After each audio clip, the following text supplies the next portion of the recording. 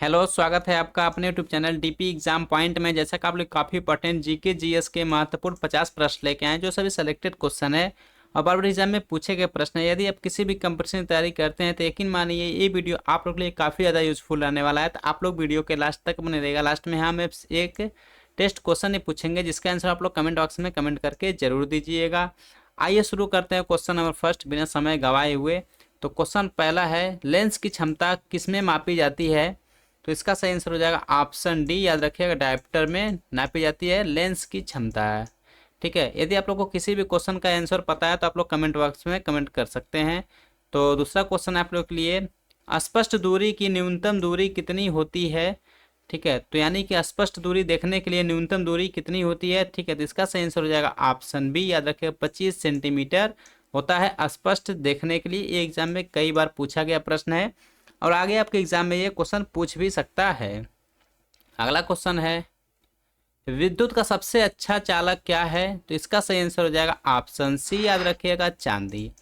यानी कि विद्युत का सबसे अच्छा चालक याद रखिएगा चांदी, यानी कि चांदी में सबसे तेज जो विद्युत प्रवाह होगा। अगला क्वेश्चन देख लेते हैं, रुधिर वर्ग की खोज किसने की थी? काफी इंपॉर्टेंट है, इसको आप लोग डबल स्टार लगा लीजिएगा। तो इसका सही आंसर हो जाएगा ऑप्शन ए, कार्ल लैंडस्टीनर ने। याद रखिए रुधिर वर्ग जो है, ठीक है, वो कार्ल लैंडस्टीनर ने किया था। ठीक है, तो जो रुधिर वर्ग हैं, कितने प्रकार रुधिर वर्ग हैं ये बता देते हैं आप लोग को। तो रुधिर वर्ग ए, याद रखिएगा रुधिर वर्ग बी, ठीक, और ए और बी, रुधिर वर्ग ए और बी और ओ, यानी कि 4 प्रकार के जो रुधिर वर्ग होते हैं। ठीक है, याद रखिएगा जो ए बी है फैंस, याद रखिएगा ये सर्वग्राही है, यानी कि ये किसी का भी ब्लड ले सकता है। ठीक है, और जो ओ है वो सर्वदाता इसे कहा जाता है, यानी कि ये किसी को भी ब्लड दे सकता है। ठीक, ये क्वेश्चन कई बार पूछा गया है, सर्वग्राही और सर्वदाता। ठीक है, याद रखिएगा, कंफ्यूज मत पड़िएगा। अगला क्वेश्चन देख लेते हैं, रक्त का पीएच मान कितना होता है? तो इसका सही आंसर हो जाएगा ऑप्शन ए, 7.4 होता है रक्त का पीएच मान। अगला क्वेश्चन देख लेते हैं, मानव शरीर का रक्त बैंक किसे कहा जाता है? काफी इंपॉर्टेंट है, तो ऑप्शन सी सही हो जाएगा प्लीहा को। जो प्लीहा होता है फैंस, ठीक है, वो मानव रक्त का ब्लड बैंक वो होता है। अगला क्वेश्चन, गन मेटल किसका मिश्र धातु है? काफी बार एग्जाम में पूछा गया प्रश्न है। तो इसका सही आंसर हो जाएगा ऑप्शन डी, तांबा, जिंक और टीन। याद रखिए जो गन मेटल होता है फ्रेंड्स, ठीक है, वो तांबा, जिंक और टीन उसमें जो है मिश्र धातु होते हैं। काफी इंपॉर्टेंट, इसका आप लोग स्क्रीनशॉट भी लेके याद कर सकते हैं। अगला क्वेश्चन देख लेते हैं, मनुष्य के दांत कितने प्रकार के होते हैं? तो इसका सही आंसर हो जाएगा ऑप्शन सी। याद रखिएगा 4 प्रकार के होते हैं मनुष्य के दांत। तो याद रखें फ्रेंड्स, वो 4 प्रकार के कौन कौन से होते हैं? ठीक है, तो यहाँ पे हम बता दे रहे हैं। तो पहला होता है कृतंक, और दूसरा होता है रत्नक, ठीक, और तीसरा होता है अग्रचर्वक, और चौथा होता है चर्वक। यानी कि 4 प्रकार के, ठीक है, दांत पाए जाते हैं मनुष्य के अंदर। तो एक बार हम रिपीट कर दे रहे हैं, याद रखिएगा। ठीक है, पहले का नाम है कृदंत, ठीक, और दूसरे का रत्नक, और तीसरे का अर्धचर्वक, और चौथे का चर्वक। ठीक है, याद रखिएगा। तो यहाँ पे लिखने में बहुत प्रॉब्लम होता है फ्रेंड्स, इसे लिख नहीं रहे हैं तो आप लोग याद करके भी ये सुन के भी याद कर सकते हैं। तो आगे बढ़ते हैं नेक्स्ट क्वेश्चन की ओर। अगला क्वेश्चन है, मानव शरीर की सबसे बड़ी कोशिका का क्या नाम है? तो इसका ऑप्शन सी से हो जाएगा। याद रखिएगा तंत्रिका कोशिका जो है, ठीक है, मानव शरीर का सबसे बड़ी कोशिका है। काफ़ी इंपॉर्टेंट है, एग्जाम में कई बार पूछा गया प्रश्न है, आगे आपके एग्जाम में पूछ भी सकता है। नेक्स्ट क्वेश्चन देख लेते हैं, आरबीसी एवं डब्ल्यूबीसी का अनुपात कितना है? काफ़ी इंपॉर्टेंट है, वेरी वेरी इंपॉर्टेंट है, इसको आप लोग लगा लीजिएगा। ठीक है, एग्जाम में कई बार पूछा गया है। तो इसका सही आंसर हो जाएगा ऑप्शन डी। याद रखिएगा 600 अनुपात 1, यानी कि आरबीसी का संख्या 600 और डब्ल्यूबीसी का संख्या 1। याद रखिएगा। ठीक, आगे बढ़ते हैं नेक्स्ट क्वेश्चन की ओर। रक्त का थक्का बनने में सहायक विटामिन कौन सा है? तो इसका सही आंसर हो जाएगा ऑप्शन ए। याद रखिएगा विटामिन के। ठीक है, जो विटामिन के होता है फ्रेंड्स, याद रखिएगा रक्त का थक्का बनाने में वो मदद करता है। ठीक, और रक्त विटामिन के का रासायनिक नाम याद रखिएगा फिनोक्यूनिन है। अगला क्वेश्चन देख लेते हैं, विटामिन की खोज किस वैज्ञानिक ने की थी? तो इसका सही आंसर हो जाएगा ऑप्शन सी। याद रखिएगा फंक ने। विटामिन की खोज याद रखिएगा फ्रेंड्स फंक ने किया था। अगला क्वेश्चन, वसा या कार्बनिक घोलकों में घुलनशील विटामिन कौन सा है?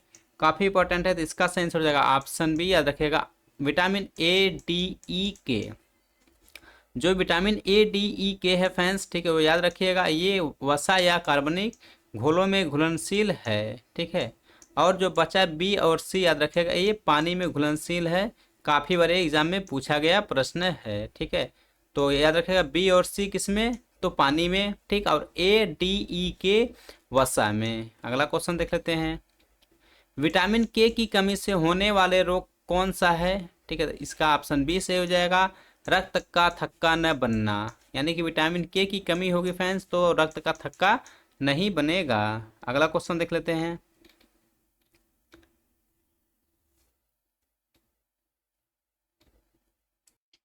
अगला क्वेश्चन है मानव शरीर की सबसे बड़ी ग्रंथि कौन सी है, ठीक है। तो इसका सही आंसर हो जाएगा ऑप्शन बी, याद रखेगा यकृत।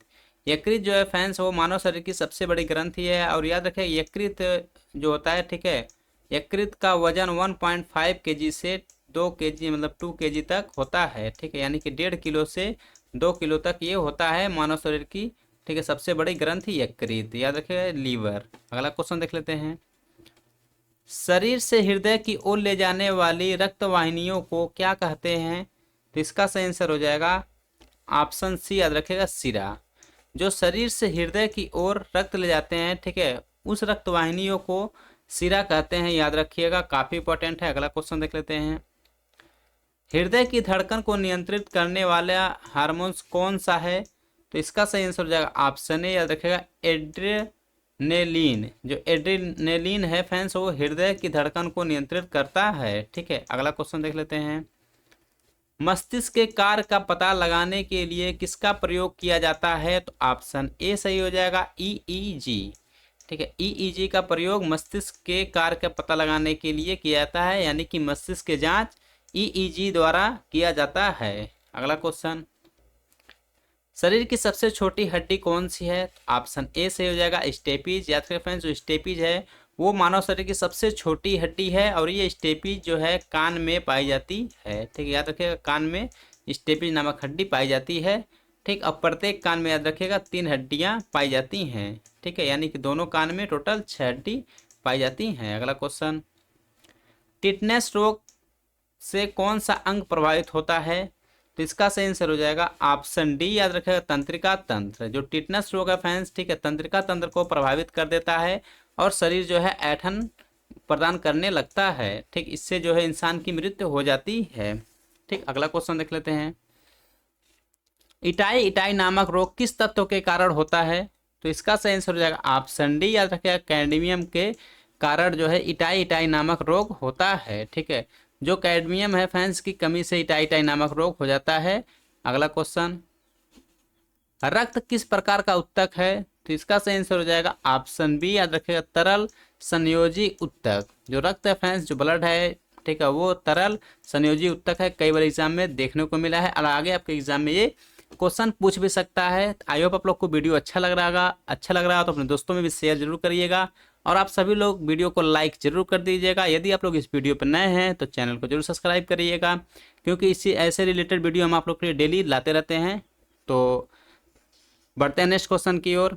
अगला क्वेश्चन है, आरबीसी का निर्माण किसमें होता है, तो इसका ऑप्शन बी से हो जाएगा अस्थि मज्जा में आरबीसी का निर्माण होता है, यानी कि जो फैंस जो हड्डी होता है, ठीक है, तो उसके बीच में जो खोखला होता है जगह, उसके बीच में जो होता है उसको अस्थि मज्जा हम लोग कहते हैं, यानी कि मान लिया जाए हड्डियों के बीच में ये जो है ब्लड, ठीक है, आरबीसी का निर्माण होता है, ठीक।